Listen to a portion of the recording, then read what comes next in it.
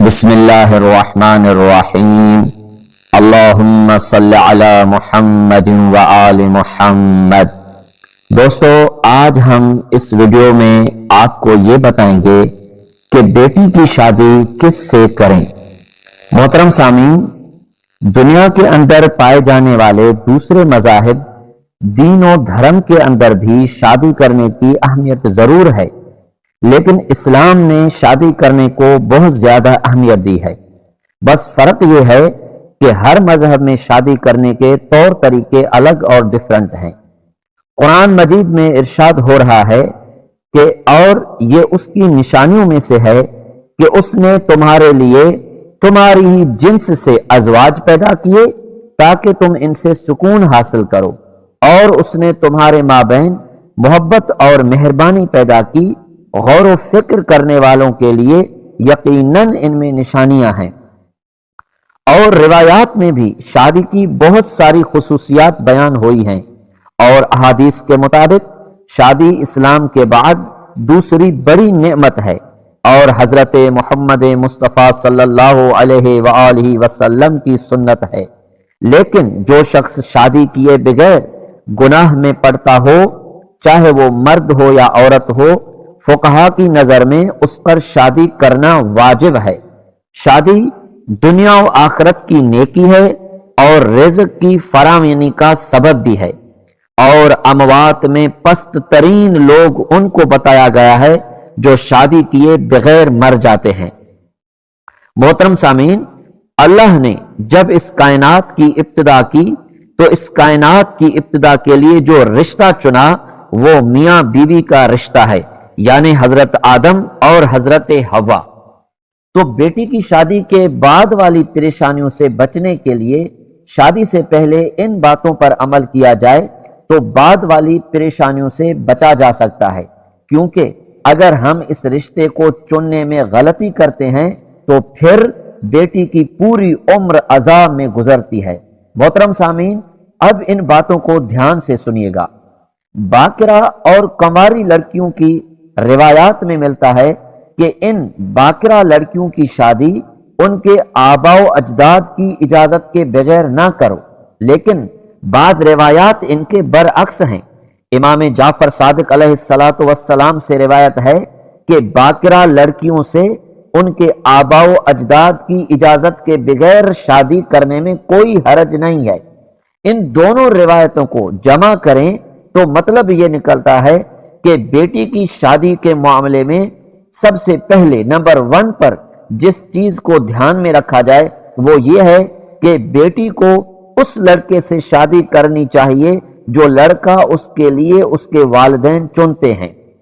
Number 2، والدین اپنی بیٹی کی شادی کے لیے وہ لڑکا چنیں جس کو بیٹی پسند کرتی ہے، اور اس کی تائید امام جعفر صادق علیہ السلام کے اس قول سے بھی ہوتی ہے کہ ایک شخص نے امام علیہ السلام سے اپنی بیٹی کی شادی کے بارے میں سوال کیا کہ مولا، میں اپنے بیٹی کی شادی کس سے کروں؟ تو امام علیہ السلام نے جواب دیا کہ تو اس شخص کو اپنی بیٹی کے لیے انتخاب کر جسے تیری بیٹی پسند کرے، اور بیٹی کی مرضی کے خلاف دوسرے کی زوجیت میں اپنی بیٹی نہ دو۔ نمبر 3 چیز، اپنی بیٹی کی شادی کسی دیندار لڑکے سے کریں، کیونکہ ایک روایت کے مطابق حضرت محمد مصطفیٰ صلی اللہ علیہ وآلہ وسلم نے ایک شخص کو دیندار فرد سے شادی کرنے کی تائید کی کہ اپنی بیٹی کی شادی کس دیندار لڑکے سے کرو۔ تو لڑکے کا کردار اچھا ہونا چاہیے، تقوی اور پرہیزگاری اس کے اندر موجود ہو، وہ لڑکا زانی، شرابی اور جواری نہ ہو، العیاذ باللہ۔ محترم سامعین، دینداری اور مال و دولت اور شکل و صورت کے اعتبار سے مال و دولت کو ترجیح نہ دیں، شکل و صورت کو بھی ترجیح نہ دیں۔